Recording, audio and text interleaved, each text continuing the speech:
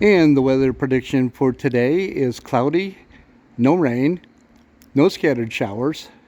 What do you guys think?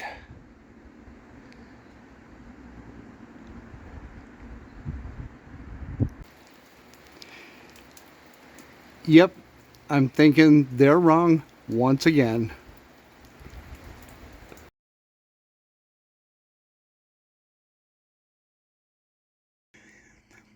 I needed some way to monitor my solar system and the charging condition of my batteries.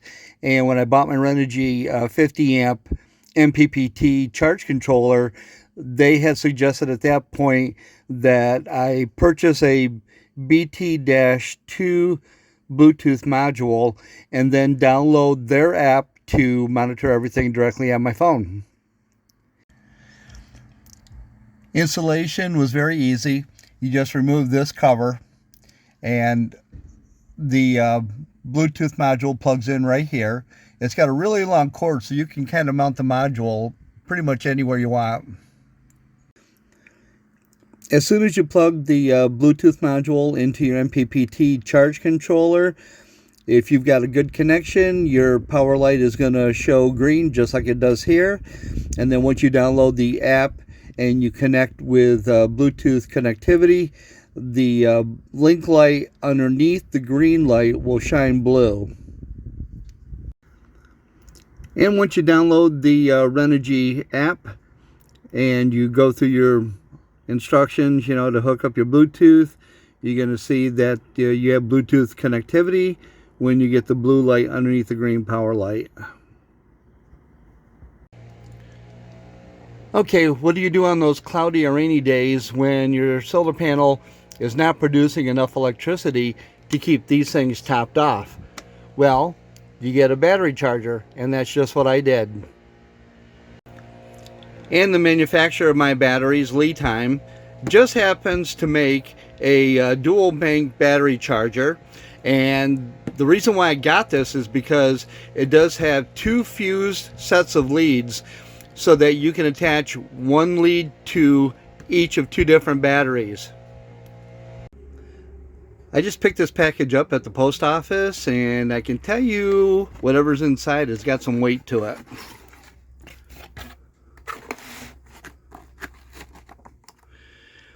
Yeah, I'm sure that'll come in handy.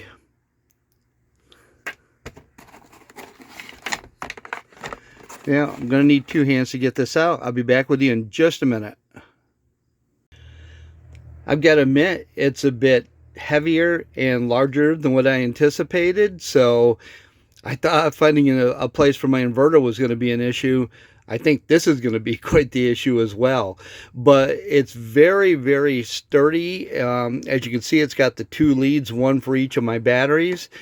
It does include the fuses, and it includes some hefty mounting hardware as well. And here's a little close-up of the specs on the label.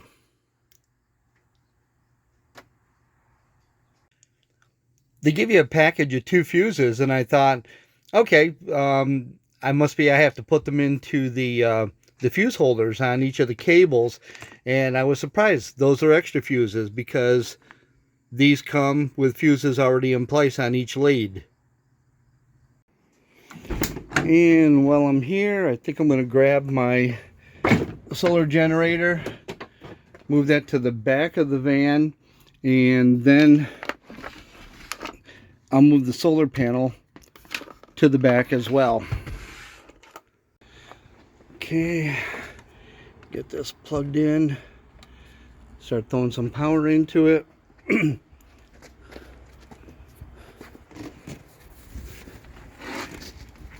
Get this set out here, try to get it angled to the sun because this is going to get most of the day's sun today. There, and that will throw some charge into that while it's sitting here and I'm doing some work. But sure as heck is getting real tight underneath the bed.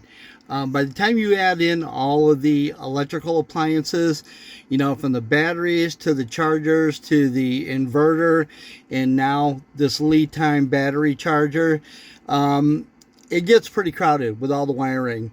And right now I have this plugged into my solar generator, and that's hooked into a 100-watt solar suitcase, which is sitting outside since it's nice and sunny.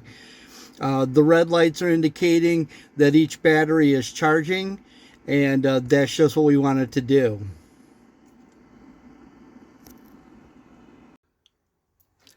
I think in order to keep weight down, I'm going to go with the same type of pine project panel that I use for the countertop here, and I'm going to make a left and a right side for my pantry cabinet, and I'm going to use the same process that I did with everything else. Cut a cardboard template, and let's see how this fits.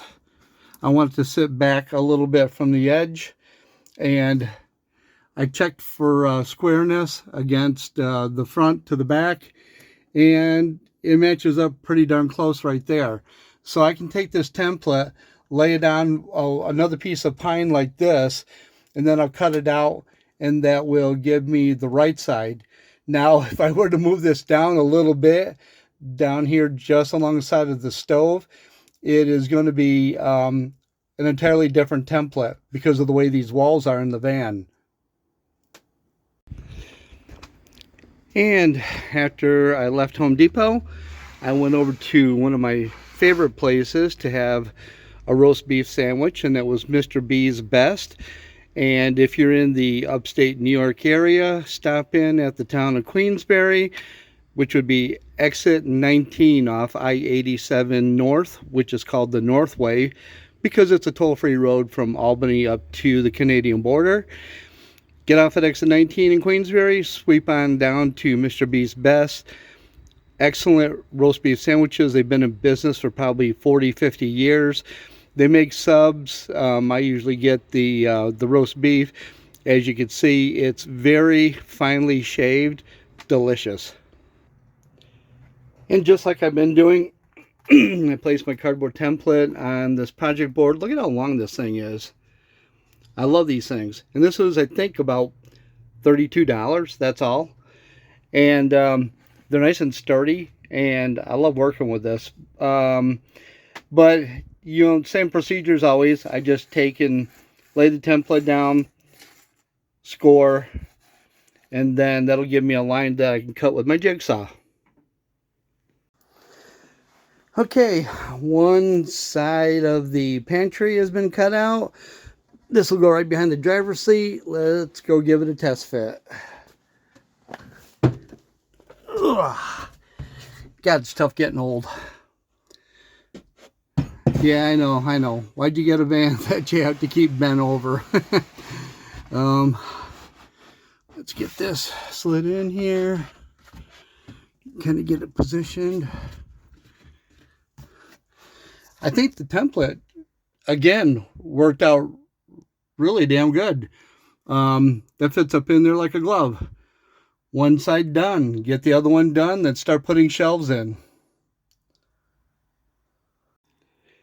I took that one side piece back out, and but before I did that, I tried it where the left side near the stove would be, and at first I thought that there was going to be a big difference because these vans, they're crazy as far as the measurements from front to back and left to right, and this fit in there really well. So what I did is I brought it back out, stuck it on the rest of this piece of wood, and now I'm going to scribe that and cut it, and then I'll have both sides done, and I should have enough here to make a couple shelves.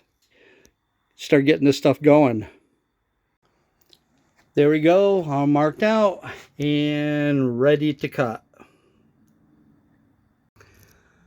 Okay, I guess the first thing to do is to cut the point off this thing. I was able to line a lot of this up so I could maximize the the biggest part of the wood and have as little waste as possible.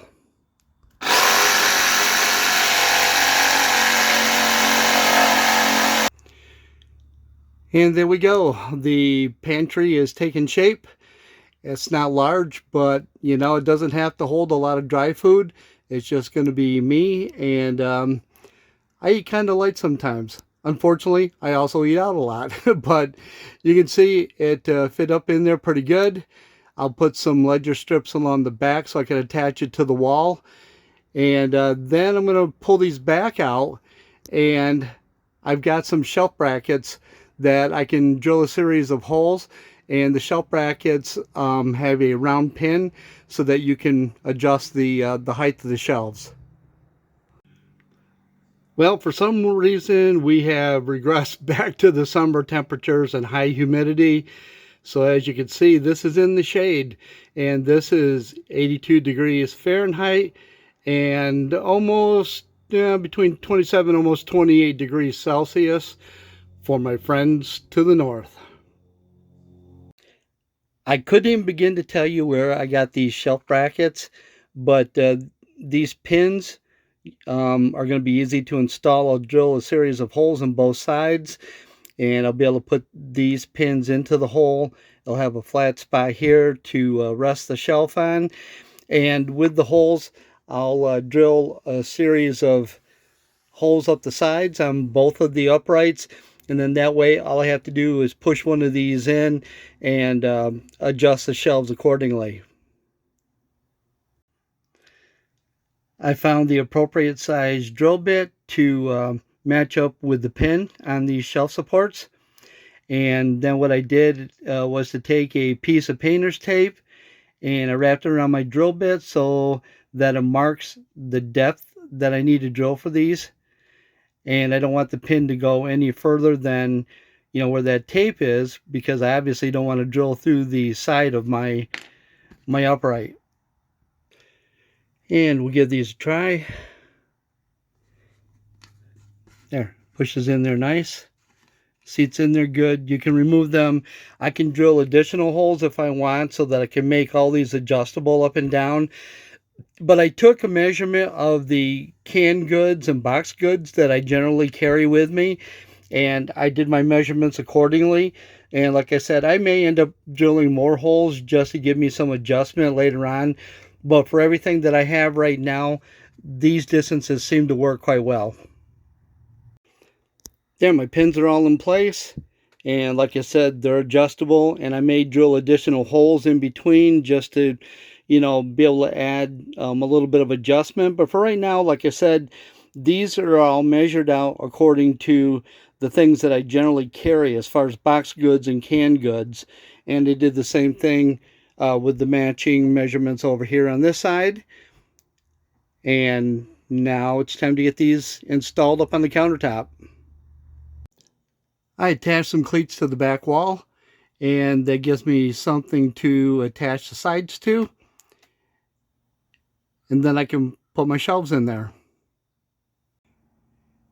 And now my shelves are in place, and I can finish sanding and doing some polyurethaning, and then maybe look at trimming that out and putting a door on. Or I may just put some sort of a little ledger board across the front to keep the you know, the cans and stuff from sliding off the shelf.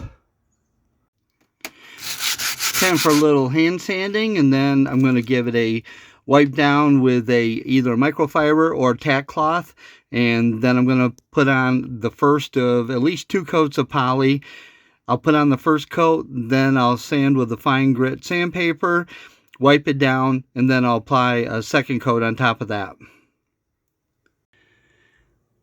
I just got finished giving a light sanding to all the countertop and the uprights, and I went back through and I wiped all the sawdust down with a tack cloth. And I'm going to go with this Varathane polyurethane. This is a clear satin, and it brings out the grain really nice. I'm going to let it dry, and then once it's thoroughly dried, I'll go over it with a real fine sandpaper. I'll give it a wipe down, and then I'll give it another coat. The first coat of poly covers really well. I love how it brings out the grain.